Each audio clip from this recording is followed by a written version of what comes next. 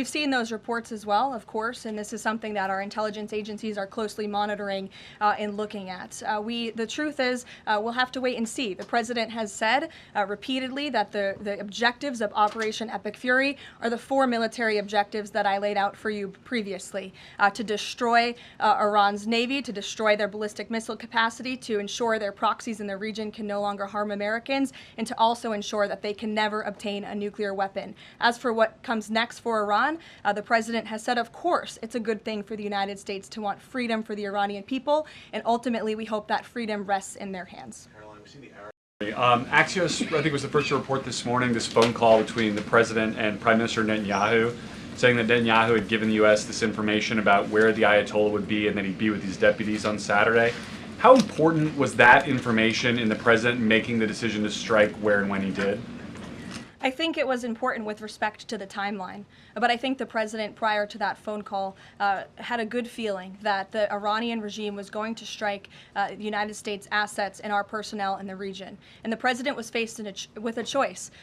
Does the United States of America use our military and our capabilities to strike first, to take out this threat that has been threatening our country and our people for 47 years, or is he going to, as commander-in-chief, sit back and watch as the rogue Iranian regime attacks our people in the region? That's obviously an unacceptable decision. For the second choice there is unacceptable to the president, which is why he made this decision.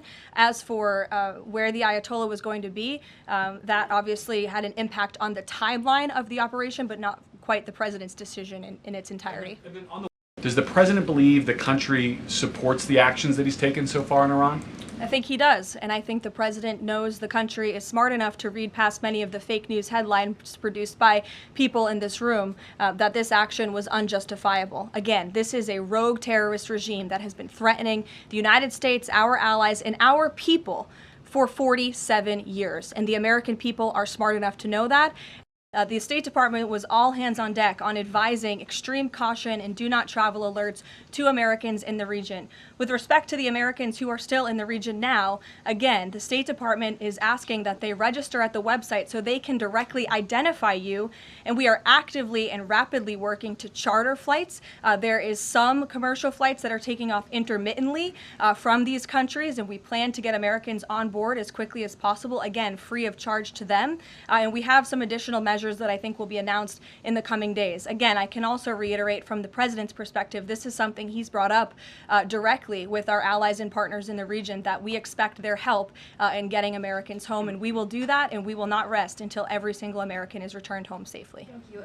That point that you just make about the United States wouldn't mind seeing the government overthrown. Certainly President Trump has talked about wanting to see Iranians overthrow the government. Has the president considered at all kind of how he views a U.S. role, if any, in Iran post-conflict? I think it's something the president is actively considering and discussing with his advisors and his national security team. But again, right now, the focus, minute by minute, hour by hour, day by day, is on ensuring the quick and effective success of Operation Epic Fury. I want to also extend our prayers and condolences to the families of the 6 U.S. military service members who have been lost in Operation Epic Fury. These heroes represent the very best among us. They laid down their lives in defense of our country, and we will never forget their legacy or their sacrifice. As the president said, we grieve for these American patriots and their families as we continue the righteous mission for which they gave their lives. President Trump intends to attend the dignified transfer of these American heroes to stand in grief alongside their families. I understand the Department of War is working on scheduling this transfer, and we will provide updates at the appropriate time.